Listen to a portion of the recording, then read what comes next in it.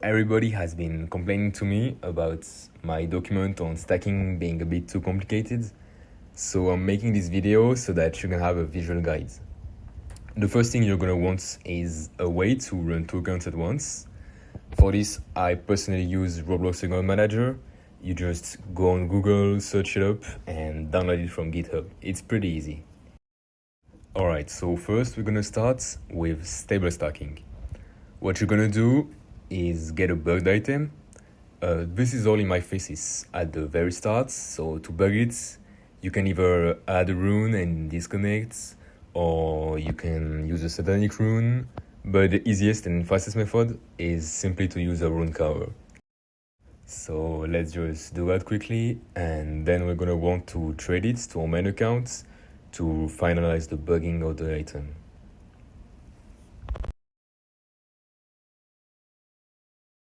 Alright, so now that you do have your bug weapon onto your main account, we can do the method. First, you need to know that there are two ways to equip a weapon: either drag it onto your equip slots, or hold it out in your hand and left click your screen.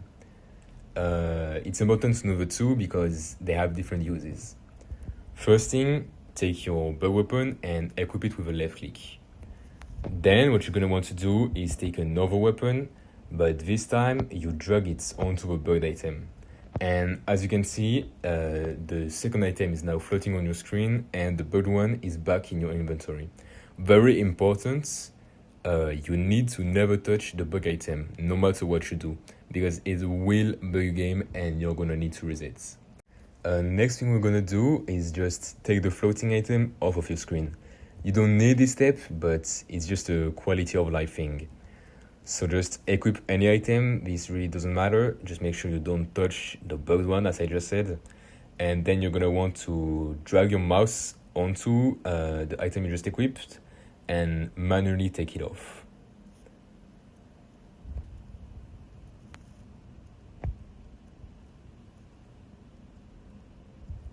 So when you do that, the floating item is going to be equipped, and you can then also just take it off, and as you can see, you don't have anything floating on your screen anymore. Alright, so now let's talk about the actual stacking method.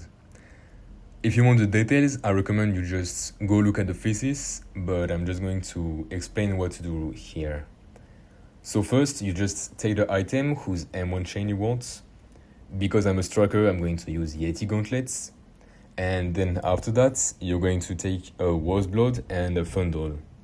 You can use other stuff, but I don't really recommend it because these ones are just the best ones for damage. So you just equip all three of them. You can either drag it or equip it with a left click. At this point, it doesn't matter anymore.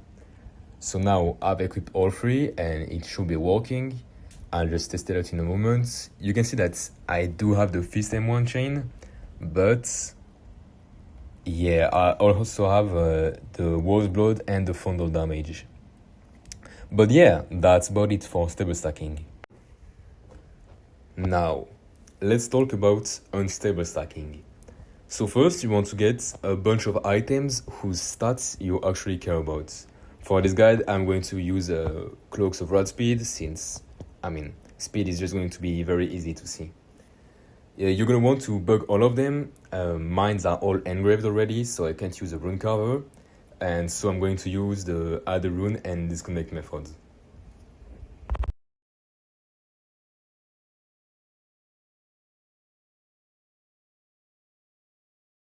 Also, if you don't want to wait 30 seconds every time, what you can do is go to Lakeshire and there just go up the rope and then jump down, and dying is just going to make you reset your character a bit faster.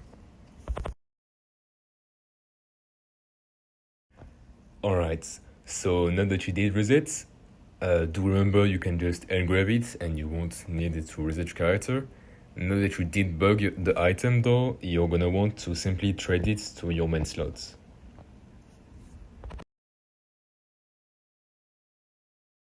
Alright, so now that you have all of your bugged items, what you're going to want to do is just equip them all with a left click.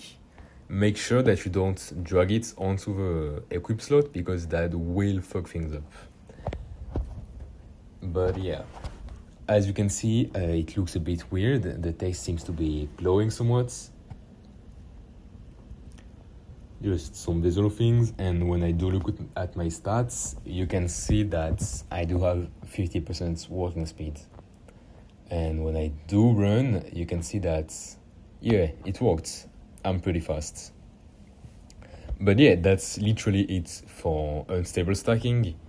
It's very powerful, but it does take a bit of time. That's why most of the time I recommend you just use stable stacking, because it's just so quick and it doesn't really take any resources. You just take a copper sword, one rune carver, and that's it. Whereas for unstable stacking, you need a lot of rat chest or whatever you decide to stack. But yeah, that's it for the guide. If you have any questions, don't ask me. That's the whole point when I'm making this video. You can either just try again, that probably will work. And if it still doesn't, just copy my thesis and, I don't know, send it to ChatGPT or whatever and ask it to do your problems. But yeah, please don't go in my DMs. Finally, I'm adding this in case you don't have access to the Discord. It's the full thesis, so just click pause when you need it and read it carefully.